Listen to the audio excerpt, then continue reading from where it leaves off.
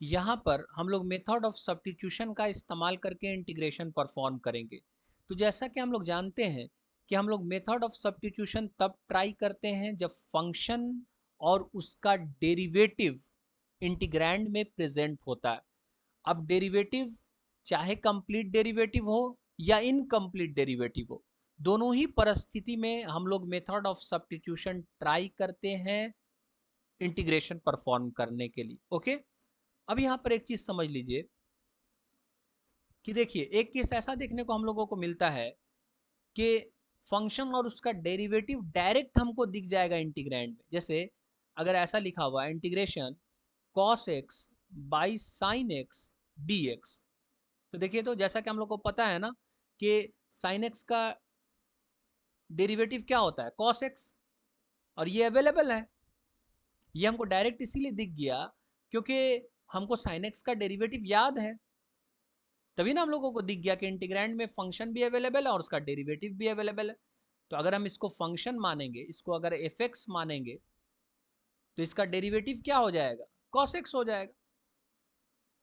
बात समझ में आ रहा ना? तो कहने का मतलब है कि चूंकि हम साइन एक्स का डेरिवेटिव याद रखें, इसीलिए हम लोगों को दिख गया कि इंटीग्रैंड में फंक्शन भी अवेलेबल है और उसका डेरिवेटिव भी अवेलेबल है। तो यहाँ पर हम लोग मेथड ऑफ सब्स्टिट्यूशन ट्राई कर सकते हैं। बात समझ में आ रहा ना? लेकिन एक केस ऐसा होता है जो यहाँ पर दिया हुआ है। देखिए क्वेश्चन क्या दिया हुआ है, integration log tan x by two by sine x d x. यहां पर शायद आपको ना दिख पाए कि फंक्शन और उसका डेरिवेटिव दोनों उपस्थित है यहां पर इंटीग्रैंड में। ऐसा इसीलिए कि हम लोग हर फंक्शन का डेरिवेटिव तो याद नहीं किए हुए है ना, इसी वजह से। बात समझ में आ रहा ना? अगर हम लोग log tan x by two का डेरिवेटिव याद किए रहते तो हम शायद देख पाते डायरेक्टली कि इंटीग्रैंड में फंक्शन भी अवेलेबल है और उसका डेरिवेटिव भी अवेलेबल है। बात समझ में आ रहा ना? देखिए यहाँ पर मैं एक्सप्लेन करता हूँ इस चीज़ को। अगर आप डिफ्रेंसिएशन कीजिएगा log tan x by two का x के रिस्पेक्ट में, तो क्या होगा, चेन रूल इस्तेमाल कीजिए यहाँ पर। पहले हम लोग log tan x by two का डिफ्रेंसिएशन करेंगे tan x बाई टू के रिस्पेक्ट में, तो क्या होगा 1 by tan x by two into, इसके बाद tan x बाई टू का x बाई टू के रिस्पेक्ट में कीजिएगा तो क्या हो जाएगा sec square x by two into x by two का एक x के रिस्पेक्ट में कीजिएगा तो क्या हो जाएगा 1 बाई टू।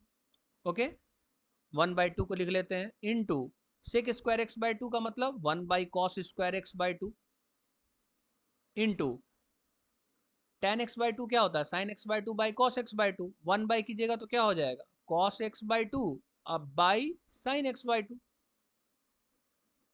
जो कैंसिल हो रहा है उसको कैंसिल कर दीजिए, कॉस एक्स बाई टू और यहाँ पर से एक cos x by to cancel हो जाएगा, तो क्या बचेगा देखिए तो यहाँ पर हो जाएगा 1 by two into cos x by two into sine x by to.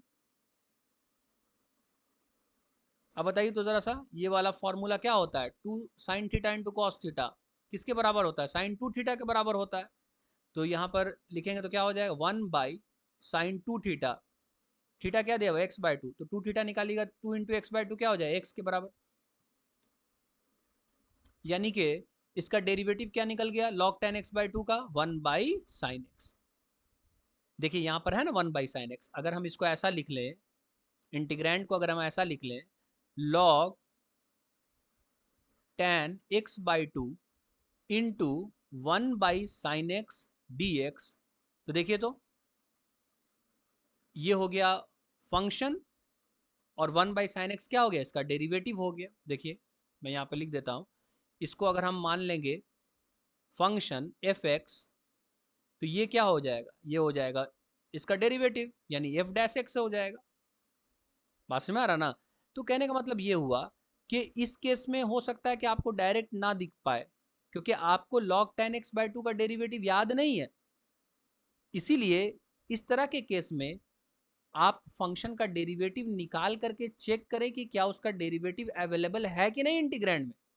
अगर अवेलेबल है तो हम लोग फिर मेथड ऑफ सब्स्टिट्यूशन को ट्राई करेंगे, ठीक है ना। अब यहां पर देखिए, अब जैसे ही हम लोग चूंकि फंक्शन और उसका डेरिवेटिव अवेलेबल है तो हम लोग मेथड ऑफ सब्स्टिट्यूशन ट्राई करेंगे। हम लोग क्या करेंगे, log tan x by two को क्या मानेंगे, t मान लेंगे। t मान सकते हैं या z मान सकते हैं, हमने t मान लिया, ठीक है। अब दोनों साइड हम लोग x के रिस्पेक्ट में डिफरेंशिएट करेंगे। तो देखिए तो क्या हो जाएगा, डिफरेंशिएटिंग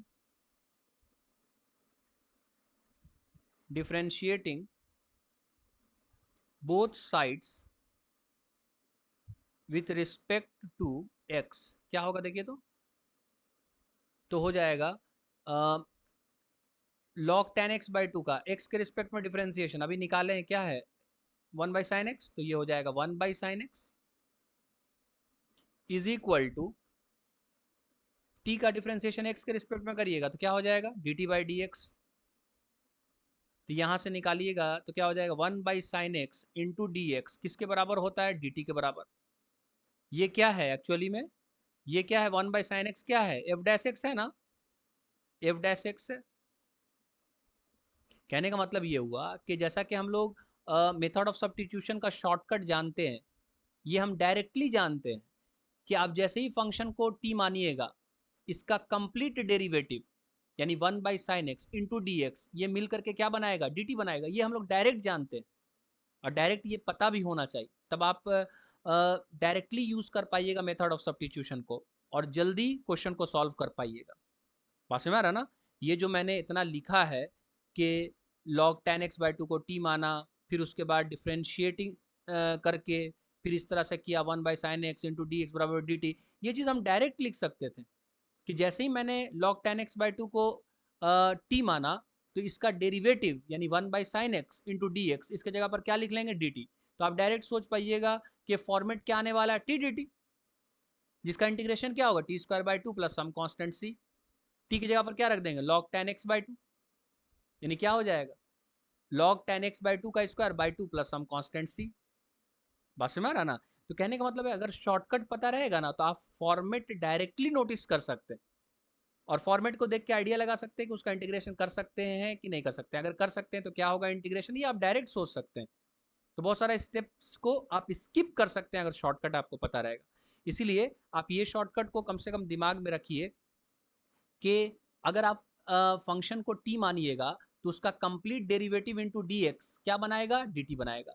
मतलब जैसे ही हमने इसको t माना, जैसे ही मैंने इसको t माना, मैं यहाँ पे लिख देता हूँ, जैसे ही इसको t मानिएगा, जैसे ही इसको t मानिएगा तो इसका कंप्लीट डेरिवेटिव इनटू dx यानी ये वाला क्या बनेगा, ये वाला बन जाएगा, यानी कि मैं यहाँ पे लिख दे रहा हूँ 1 by sine x into d x, ये क्या बनेगा dt बनेगा।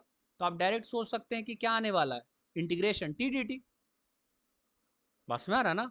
ये इसका कंप्लीट डेरिवेटिव जो है वो खपत हो जाएगा कहाँ, ये तो खपत हो जाएगा ना dt बनाने में। बस में आ रहा ना। तो जैसे ही आप इसको t मानिएगा आपको इसके कंप्लीट डेरिवेटिव को भूलना पड़ेगा, तो ऑटोमेटिकली आप ये समझ पाएंगे कि आपका जो इंटीग्रैंड होने वाला है वो सिंप्लीफाइड होने वाला है। बात समझ में आ रहा ना। तो आप डायरेक्ट फॉर्मेट को नोटिस कर सकते हैं। ओके, अब यहाँ पर देखिए तो क्या होगा, तो यानी कि ये तो हम लोग पहले से जानते थे कि F dash x into d x क्या बनाएगा, डी टी बनाएगा। तो देखिए तो क्या हो जाएगा फॉर्मेट, देखिए तो ये हो जाएगा टी डी टी। हम लोग ये जानते हैं कि इंटीग्रेशन एक्स डी एक्स क्या होता है, x square by two plus c. T d t क्या होगा, इंटीग्रेशन टी डी टी ये हो जाएगा t square by two plus c. तो यहाँ पर आ जाएगा t square by two plus c. अब चूंकि मेथड ऑफ सब्स्टिट्यूशन यूज कर रहे हैं इसीलिए आपको जो फाइनल आंसर है वो ओरिजिनल वेरिएबल के टर्म में लिखना होगा। ओरिजिनल वेरिएबल कौन सा है, एक्स, एक्स के टर्म में लिखना होगा फाइनल आंसर को। तो आप log tan x by two को t माने हैं इसलिए t के जगह पर क्या लिखना होगा log tan x by to और इसका क्या हो जाएगा स्क्वायर बाई टू और प्लस क्या हो जाएगा c, यह हमारा हो जाएगा फाइनल आंसर। बात समझ में आ रहा ना। तो इस तरह से हम लोग मेथड ऑफ सब्स्टिट्यूशन का यूज करके मैंने इस इंटीग्रेशन को परफॉर्म कर दिया। अब रहा बात है कि आप डायरेक्ट फॉर्मूला भी याद रख सकते हैं, ये वाला फॉर्मूला इंटीग्रेशन एफ एक्स का power n f dash x d x. क्या होता है इसका? इसका फॉर्मूला होता है एफ एक्स का power n plus one by n plus one plus c. ये फॉर्मूला कहाँ से आया? तो आप जैसे ही एफ एक्स को t मानिएगा तो f dash x into d x क्या बनेगा? D T. फॉर्मेट क्या हो जाएगा? t का पावर n, यानी हो जाएगा इंटीग्रेशन t का power n d t. T का पावर n का इंटीग्रेशन क्या होता है t के रिस्पेक्ट में? t का power n plus one by n plus one plus c, और t की जगह पर क्या रख दीजिए? F x. तो हो जाएगा एफ एक्स का power n plus one by n plus one plus c. तो ये वाला हम लोग मेथड ऑफ सब्स्टिट्यूशन से इस इंटीग्रेशन को परफॉर्म कर सकते हैं, लेकिन एज अ फॉर्मूला भी आप इसको याद रख सकते हैं कि एफ एक्स का power n f dash x, ठीक है ना, अगर ये इंटीग्रैंड होगा तो इसका इंटीग्रेशन x के रिस्पेक्ट में क्या होगा? एफ एक्स का power n plus one by n plus one plus c. कहाँ से आया? Method of substitution. बात में आ रहा है? देखिए यहाँ पर ये वाला क्या है? एफ एक्स, और ये क्या हो गया? F dash x. तो यहाँ पर एफ एक्स का पावर क्या है? यहाँ पर अगर देखिएगा तो एफ एक्स का पावर क्या है? वन है। जैसे मैं यहाँ पर लिख देता हूँ, या आप डायरेक्टली समझ लीजिए ना, ये एफ एक्स है, एफ एक्स का पावर क्या है? यहाँ पर मैं कर दे रहा हूँ, एफ एक्स का पावर क्या है? वन है। ये हो जाएगा log tan x by to, और इसका पावर क्या है? One, into one by sine x d x, ये है। तो ये क्या हो गया? ये हो गया, ये हो गया एफ एक्स, ये हो गया एफ एक्स। तो एफ एक्स का पावर क्या हो गया? वन, और ये हो गया क्या? F dash x. हो गया ना? तो एफ एक्स का power one F dash x d x, integration क्या होगा? तो ये वाला फॉर्मूला लगाइएगा। तो यहाँ पर n के यहाँ पर n का वैल्यू क्या हो जाएगा? वन हो जाएगा। तो n का वैल्यू वन हो जाएगा तो क्या हो जाएगा? इंटीग्रेशन एफ एक्स का पावर वन प्लस वन यानी टू, यानी एफ एक्स का power two by two plus c हो जाएगा, और एफ एक्स की जगह पर क्या रख देंगे? Log tan x by to हो जाएगा ना। तो देखिए यही चीज़ आंसर आ जाएगा आपका, log tan x by two का square by two plus some constant c. Got the point? तो कहने का मतलब है कि आप चाहें तो डायरेक्ट फॉर्मूला भी याद रख सकते हैं, अन्यथा आप मेथड ऑफ सब्स्टिट्यूशन से इस तरह से प्रोसीड करके भी आप इंटीग्रेशन परफॉर्म कर सकते हैं। Okay, thank you.